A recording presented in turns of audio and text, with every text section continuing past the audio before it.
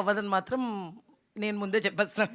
Sir Sukumar sir, sir actually మీరు ఇందాక ma'am Tabitha ma'am stage మీద మాట్లాడినప్పుడు హెయిర్ కట్ సీన్ ఇది వచ్చినప్పుడు చాలా ఎమోషనల్ అయ్యారు. అలా మీరు ఓవరాల్ మూవీ చూసినప్పుడు మీకు బాగా ఎమోషనల్ అయిన సిచ్యువేషన్ కానీ సీన్ కానీ ఏదైనా ఉందా, as a father and as a director కూడా?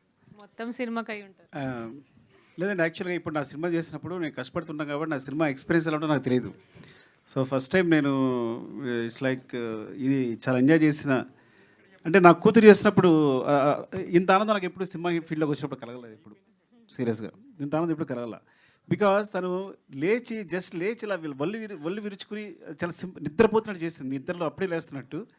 ఆ షాట్ ఎంత బాగా నచ్చింది అంటే అంత న్యాచురల్గా ఎలా చేయగలిగింది అనేది ఐ థింక్ పెద్దక్క మరి ఏం ఫీల్ చేసిందో లేకపోతే తనేం ఫీల్ చేసుకుందో I don't know. And that's emotional whatever the hair scene ఉందో. నేను ఫస్ట్ ఫీల్ అవ్వలేదు, కానీ ఎప్పుడైతే మా ఆవిడ ఏడో మొదలుపెట్టిందో నేను ఏడో మొదలుపెట్టా. అంటే నా బీనింగ్ ఓకే, తనన్నట్టు హెయిర్ తీసే వస్తుంది కదా అనే ఫీలింగ్లో ఉన్నా. కానీ ఎప్పుడైతే వాళ్ళు ఎమోషనల్ అవుతున్నారో నేను కూడా ఎమోషనల్ అయిపోయాను. సో ఐ థింక్ సినిమా అంతా is very engaging and commercial. అంటే మీరు నమ్మండి, చాలా ఎంటర్టైన్ అవుతారు సినిమా చూస్తే కనుక. ఇదే కనుక ఇట్లా నేను చెప్తాను కదా వేరేలా ప్రజెంట్ అయితే ఈ cinema I think I know అంతే. All right, with that, I'd like to. Padmavat Garu. Hi. Yeah, this is the last question. Women, though, we will end the question. Women empowerment, Kavati, we'll end the question with her. Padmavat Garu. Hi.